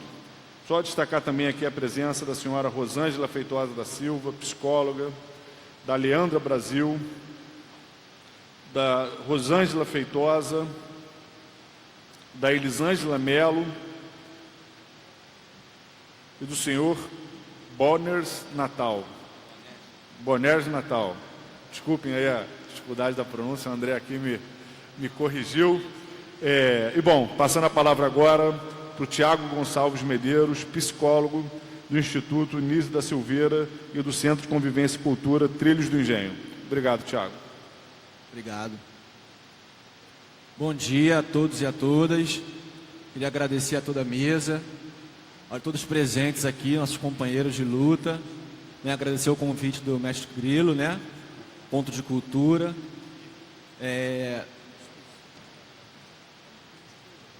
Queria iniciar minha fala lembrando do último dia 18 de maio, de uma fala do Paulo Amarante, qual ele citou que estou um pouco só nervoso, nunca estive aqui numa mesa dessa. Ele citou que não só o dia 18 de maio, né, e sim é um dia de resistência. E aí ficou como a semana da luta antimanicomial. Não só a semana, também como o mês da luta antimanicomial, né? E não só o mês, a luta é todo dia, né? Como foi dito pela doutora Ana Paula, isso é uma estratégia de resistência, né? De estar todo dia lutando contra todo esse processo de preconceito da saúde mental. Eu queria compartilhar com vocês aqui um pouco da minha experiência de trabalho, né? É um relato. Eu sou psicólogo do Centro de Convivência e Cultura Trilhos do Engenho, fica no Instituto Municipal Nísio da Silveira, né? Paulo Roberto Carvalho é um dos participantes do Centro de Convivência. Eu queria falar um pouco para vocês como é que é o nosso trabalho, né? No Instituto Municipal Nísio da Silveira existem também outros centros culturais, como o Museu de Imagens do Inconsciente, o Ponto de Cultura Loucura Suburbana e também o Espaço Travessia. Né? E o Centro de Convivência, ele é um serviço de base territorial que não atende somente a usuários da rede de saúde mental, e sim também a comunidade. E mensalmente a gente realiza uma reunião que se chama Encontro de Ideias. Nesse encontro de ideias, cada participante presente pode trazer uma contribuição de algum espaço na comunidade, da cidade, de algum um ponto cultural, algum local que queira conhecer. É um espaço aberto, né, de construção coletiva. E aí sempre é disponível a receber a contribuição de todos. Feito isso, toda a nossa programação ela é feita a partir dessas contribuições de cada participante. Não somos os profissionais que decidimos, e sim todos os participantes do Centro de Convivência. E aí a gente circula em todos os espaços culturais da cidade, né? Vamos ao CCBB, entre outros espaços culturais da cidade.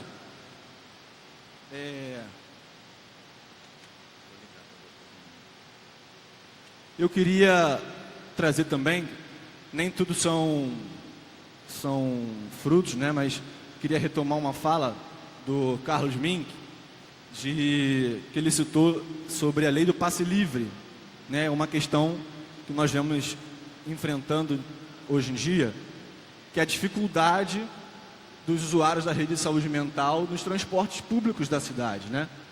Como é que a gente vai fazer um espaço de convivência, né? A gente entende espaço de convivência não só no espaço manicomial, né? Dentro da instituição, e sim na cidade. Como nós vamos circular na cidade se os nossos cartões são super reduzidos? O usuário da rede de saúde mental, hoje ele ganha 6 passagens, ele tem direito a ir 3 vezes na semana ao serviço de cuidado. E o final de semana? E o lazer? Né? E a cultura, que também faz parte do tratamento? Né? Hoje em dia o usuário ele é super reduzido, então dificulta totalmente o trabalho do Centro de Convivência, que incentiva, promove, né? E vai junto com os usuários nesses espaços da cidade. Isso é uma dificuldade que a gente vem enfrentando muito.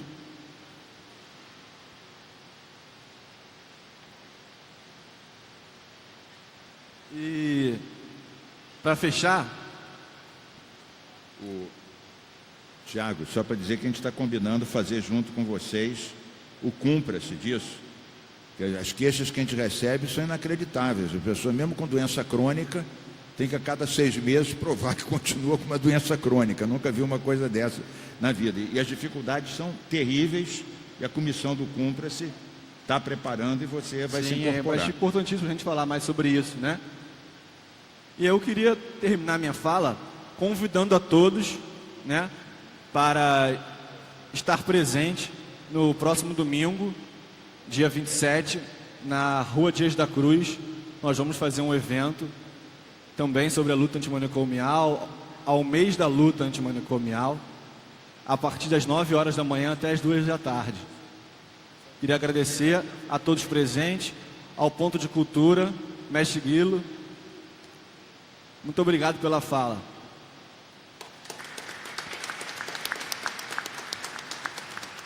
Obrigado. Agora fazer uso da palavra o professor Pedro Gabriel, do IPUB, e coordenador de saúde mental do Ministério da Saúde 2000-2010.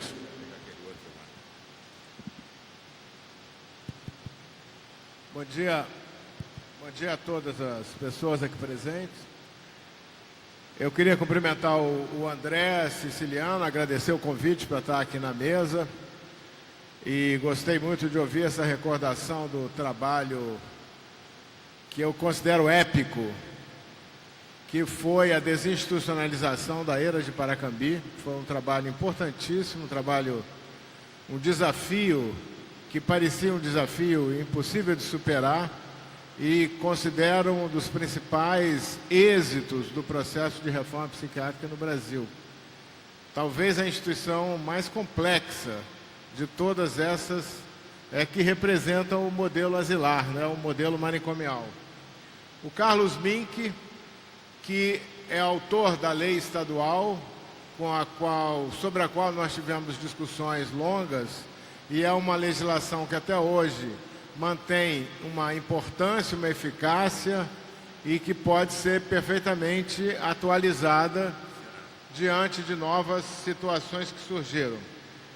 O Eliomar Coelho, que sempre mostrou uma preocupação muito grande com o campo da saúde mental. Gostei muito da fala, mostrando também a sua experiência pessoal. E temos compartilhado recentemente uma preocupação com a questão da adoção compulsória de bebês nascidos de mães que têm transtornos ou que são usuárias de substâncias, uma violência do Estado em relação a mães e crianças, e o Eliomar tem acompanhado essa questão, a gente tem podido participar juntos. O Luiz Martins, que já saiu daqui, o Flávio Serafini já saiu e também tem acompanhado essa questão. O Flávio Serafini, que agora coordenando a frente parlamentar, e tem sido um parlamentar fundamental nesse debate da luta antimanicomial e da reforma psiquiátrica. Cumprimentar aqui o Tiago Medeiros, o nosso jovem militante lá do Nício da Silveira. Estarei lá amanhã no debate com o pessoal lá do Clarice, tá? Do CAPS Clarice, Spector. E o meu amigo Paulo Amarante, uma pessoa que desde o final dos anos 70 tem sido decisiva na condução da luta antimanicomial. Com o Paulo Amarante nós tivemos, entre várias coisas, o prazer de conduzir um curso de especialização que existe há 37. Um curso de especialização anual para profissionais do campo da saúde mental, um curso de formação de um pensamento antimanicomial que existe há 37 anos seguidos, lá na Fiocruz. Eu acho extremamente importante essa sessão. Acho que estamos vivendo momentos de muita dificuldade no país como um todo. Concordo com todas as afirmações de que sem democracia nós não temos reforma psiquiátrica, não tem luta antimanicomial. A luta pela democracia é a direção estratégica que nós temos que incorporar. O manicômio é fruto da falta de democracia, é fruto do autoritarismo. Os manicômios no Brasil, eles cresceram exponencialmente durante a ditadura militar. A ditadura militar que inventou esse arranjo de financiar médicos e outros investidores que queriam criar hospitais psiquiátricos e eram financiados antes da criação do hospital psiquiátrico, de tal maneira que de 66 até 1981, o Brasil saltou para o triplo dos leitos manicomiais que tinha, por causa desse financiamento facilitado pelo Estado autoritário da ditadura militar. Nós participamos, nós que somos da geração mais antiga, trabalhamos em instituições psiquiátricas dirigidas por militares. Paulo Amarante trabalhou, eu trabalhei em duas. Trabalhei em uma dirigida por um militar. Fui convidado a me retirar e fui trabalhar em outra dirigida por um outro militar que me recebeu. Lembrando que eu era um funcionário público concursado, então eu fui transferido, mas havia essa situação de instituições fechadas, totalitárias, autoritárias, e, portanto, a luta pela democracia é o centro do nosso debate antimanicomial. Pela liberdade, pela democracia, por eleições livres, onde todos os candidatos têm o direito de participar, onde as forças políticas estejam representadas. Então, acho que essa é a nossa missão, é a direção da nossa luta agora. Eu tenho falado com alguns companheiros que o fato desse governo ilegítimo estar desmantelando as políticas sociais, e entre elas a saúde pública e a reforma psiquiátrica, deve nos servir como uma conclamação para a resistência.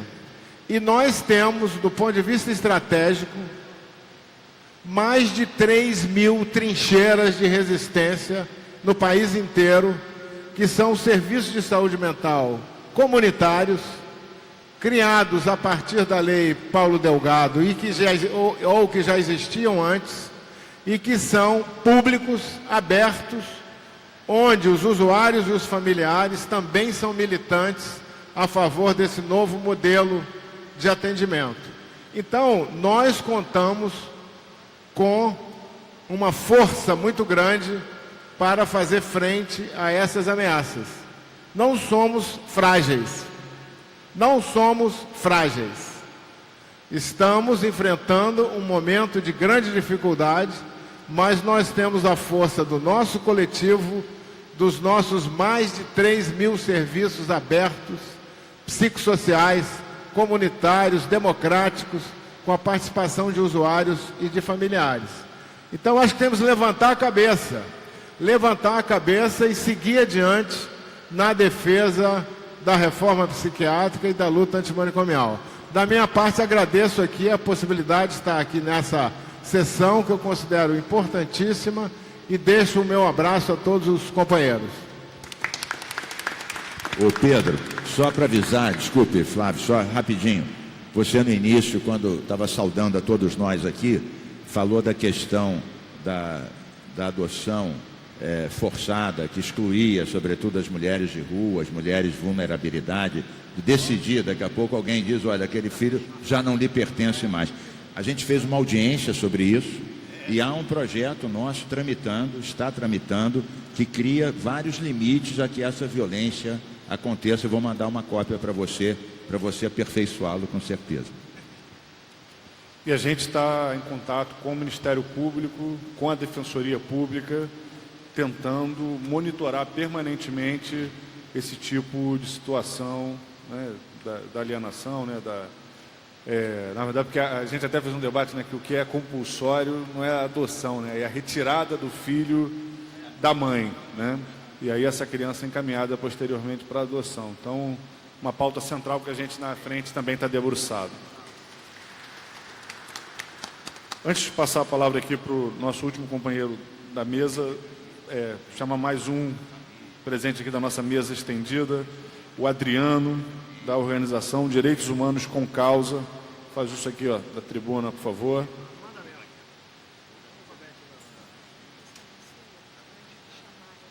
E anuncio a presença do senhor Ilho Oliveira Braga, presidente da Associação Maluco Sonhador de Paracambi. Com a palavra, Adriano, Direitos Humanos com Causa. Bom dia a todos e todas, em especial às pessoas que hoje têm um tratamento da sua saúde mental mais humanizado, aos profissionais que atuaram, que lutaram para que houvesse no Brasil este tipo de avanço, aos movimentos que surgiram pela garantia desse direito humano, dessa forma de tratamento, e os direitos, agora os movimentos que surgem para que não haja retrocesso nesse sentido. Também saudar aqui os deputados que promoveram esta audiência pública, mas muito em especial ao deputado André Siciliano, que, sem demérito da luta e do sofrimento de muita gente, porque eu, na minha infância, por exemplo, deputado André Siciliano, frequentei na década de 70 muitos manicômios, pois minha tia-avó vivia sistematicamente internada e minha mãe, ao final da vida, decidiu que ela ficasse em casa, já utilizando os medicamentos, e foi assim até o final de sua vida. Então, como criança, aqueles lugares eram lugares de terror para mim. Então, o desmonte daquilo ali mexe muito comigo. O deputado André Siciliano, enquanto prefeito, tomou uma atitude que não foi importante somente para Paracambi, para a luta antimanicomial, mas sim para toda a Baixada Fluminense. Paracambi era conhecido como a cidade do Otoeiras, assim como Barbacena era conhecida por aquele absurdo que hoje é objeto de vários documentários, e que tinham também ali no Otoeiras os mesmos, não só pessoas que passavam por transtornos mentais, mas aqueles que eram os indesejados, o pop rua, a população de rua, aqueles alcoólatras, dependentes químicos, aqueles homossexuais, desafetos políticos. Tudo isso também passou pelos manicômios do Brasil. Nós temos que definitivamente virar esta página. E somente para concluir, sem a organização, sem a vigilância constante, no momento de retrocesso que nós temos vivido, nós vamos tomar uma bela de uma pernada, como aconteceu na política do nosso país. E esse ano, mais do que nunca, temos que estar atento e voltar os olhos sim para a política. Aquele que vira os olhos, as costas para a política hoje, vai estar dando espaço para o que pior existe nela, Então, mais uma vez, agradeço o espaço dessa casa, de colocar nosso posicionamento e agradecer aqui o companheirismo do deputado André Siciliano, também da minha companheira Fernanda, que está aqui embaixo. E deputado André, se não é você, de repente, toda segunda-feira estava lá em Paracambi. Obrigado, Adriano. Passo agora a palavra ao Dr. Paulo Amarante, psiquiatra, coordenador do LAPS da Fiocruz e presidente de honra da Associação Brasileira de Saúde Mental. Bem, bom dia. Quero primeiro cumprimentar e agradecer a iniciativa dos deputados, né, o Flávio Serafim, André Siciliano, Carlos Minck, Eliomar Coelho, Luiz Martins, por esse apoio, esse registro aqui da luta antimanicomial. Primeiro quero lembrar, vendo aqui o Pedro Tenório, e quando eu subi nessas escadarias, a primeira lembrança que me veio foi o choque que eu levei com cacetete elétrico. Você lembra, Tenório? Foi inovação da Polícia Militar, estava inaugurando o seu cacetete elétrico, encostava na gente e dava um choque. Na manifestação que nós fizemos aqui, com Pedro, Tenório, Movimento dos Residentes, né? Tantos outros, e que nós fizemos a primeira greve do setor público do país depois da ditadura, antes da greve do ABC. Nós fizemos a greve aqui, primeiro dos médicos residentes, começou com a gente lá no Gen de Dentro, na Colônia, no Pinel, no manicômio judiciário, que era ligado ao Ministério da Saúde na época, e na UERJ, onde estava lá Tenório, Gadelha e etc. Fizemos a greve, estouramos um movimento de médicos residentes e todo um processo de reflexão sobre as políticas de saúde, em geral, e saúde mental. E a partir daí, criamos o movimento dos trabalhadores em saúde mental, fomos 260 demitidos, né, Pedro?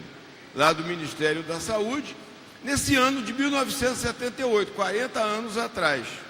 Nesse mesmo ano, por uma coincidência histórica, meses depois, esteve no Brasil Franco Basaglia, o psiquiatra que deu nome à lei, na Itália, a lei da reforma mais radical que propunha a extinção completa dos manicômios. O Basaglia esteve nesse mesmo ano aqui, né, que foi aprovada a lei, foi aprovada 13 de maio de 78. E nós transformamos esse nosso movimento, que tinha lutas, reivindicações, para um movimento que queria mais, queria extinção completa dos manicômios. No ano seguinte, nós fizemos um documento, Tenório estava lá, nós estávamos trabalhando no SEB, Centro Brasileiro de Estudo de Saúde, que no ano depois, né, então de 79, ele foi levado à Câmara dos Deputados em Brasília, lido pelo nosso querido colega Sérgio Aroca, e que nós todos fomos redatores, que apresentava a proposta do SUS à sociedade brasileira. Pela primeira vez se falou e se descreveu o que seria o SUS. Esse documento, lembrando a fala de Ana Paula, não chamava para uma nova política de saúde, chamava a questão democrática na área da saúde, onde ele marca pela primeira vez, saúde é democracia, saúde é cidadania, saúde são direitos humanos. Então esse processo foi a base de todo o movimento que nós criamos.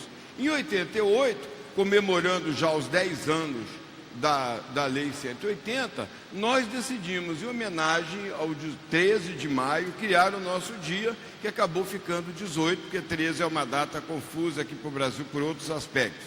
Tem outras comemorações, né?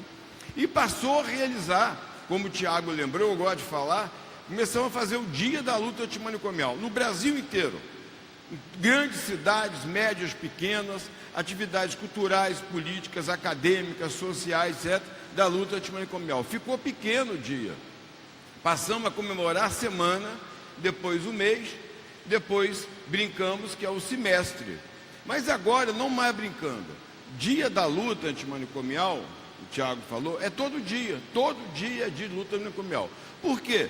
Que são as práticas que nós exercitamos no cotidiano, de cidadania, de solidariedade, de escuta, de lidar com o outro diverso, diferente, de uma maneira diferente, né? Com solidariedade, com fraternidade.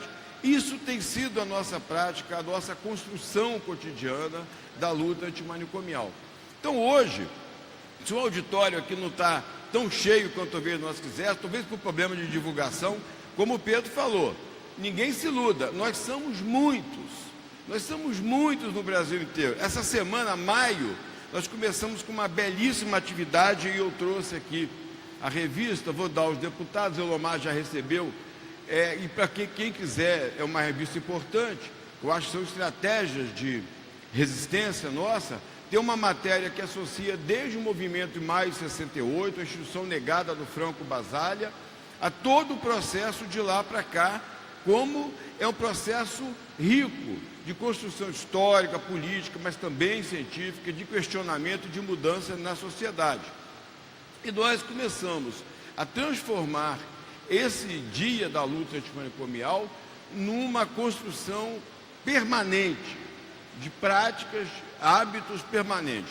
Está no serviço, está nos outros dispositivos, como centro de convivência, está nas práticas culturais, a importância que tem os blocos de carnaval aqui no Rio de Janeiro, os grupos de teatro, o Nilo lembrou, as produções, todas as outras construções que nós viemos fazendo e que nós deveremos, como estratégia de resistência, pensar, refletir sobre a importância e manter, né? Mesmo que, como o Pedro falou, um dia desse eu recebi um abaixo-assinado fora Girino. Eu falei, eu não vou entrar na coisa, eu fui fora Valenço, mas fora Girino não. Por quê? Eu quero fora Temer ainda, Temer toda a corja que deu o golpe, que entrou, que está aí. Porque a questão nossa não é contra a saúde mental, mas também é contra o SUS, mas não é só contra o SUS, é contra a nossa democracia, contra a nossa Constituição, todos os ganhos sociais, políticos que nós tivemos, econômicos, durante todo esse período.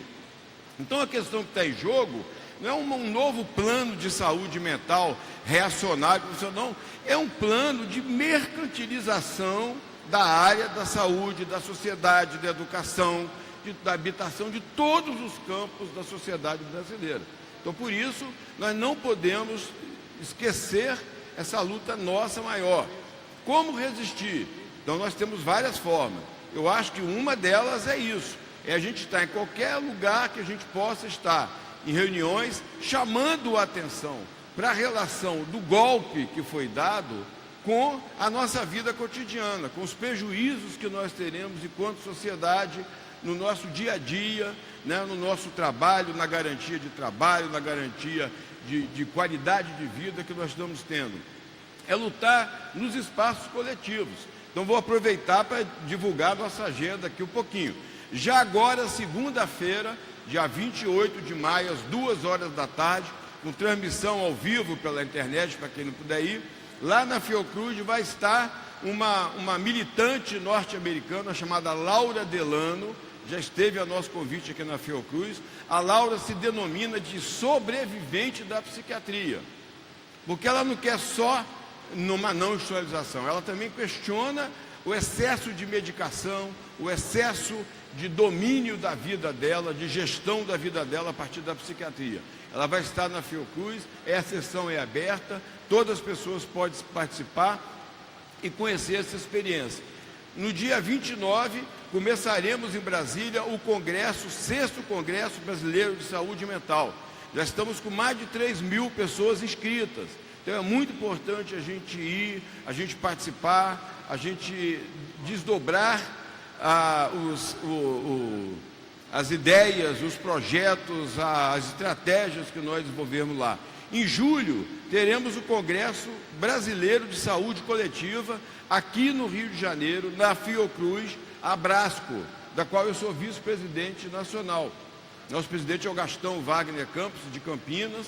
É um congresso importante e não é congresso desse de medicina que vai lá apresentar trabalho, que discute política, formulação e organização. Em outubro, estamos promovendo o encontro da Rede Latino-Americana de Direitos Humanos. Poucas pessoas sabem, a Argentina aprovou uma lei da reforma psiquiátrica muito progressista, inspirada na nossa lei, inspirada no nosso movimento, há 6 anos atrás. E 8 de agosto do ano passado, o Uruguai também aprovou a lei da reforma psiquiátrica.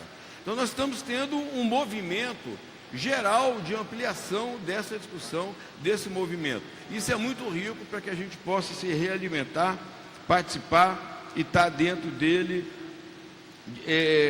como estratégias que a gente tem de aprofundar as questões, aprofundar as formas de resistência nesse momento.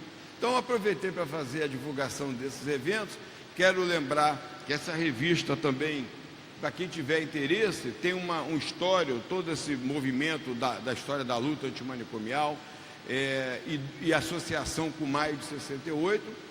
Né? É só entrar no site da Fiocruz que vocês encontram essa revista.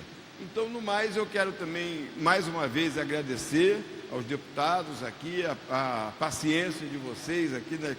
Fiquei por último, já estamos aqui há mais de 2 horas nessa sessão, e dizer que realmente a luta, ela é cotidiana, e nós vamos resistir mantendo nossas práticas, mantendo os nossos princípios, mantendo a forma que nós inauguramos de lidar com as pessoas em sofrimento mental de uma maneira diferente, não repressora e não institucionalizante. É isso que nós devemos fazer.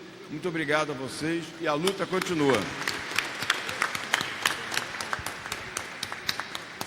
Obrigado, Paulo.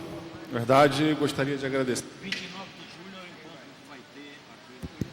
Gostaria de agradecer a presença de todos e todas, dizer que tem sido um grande prazer somar esforços com tanta gente que é fundamental na elaboração da política da saúde mental no Brasil, quanta gente que vem militando, resistindo, quantos companheiros, inclusive de parlamento, que elaboraram leis, que tiveram experiências importantes de institucionalização.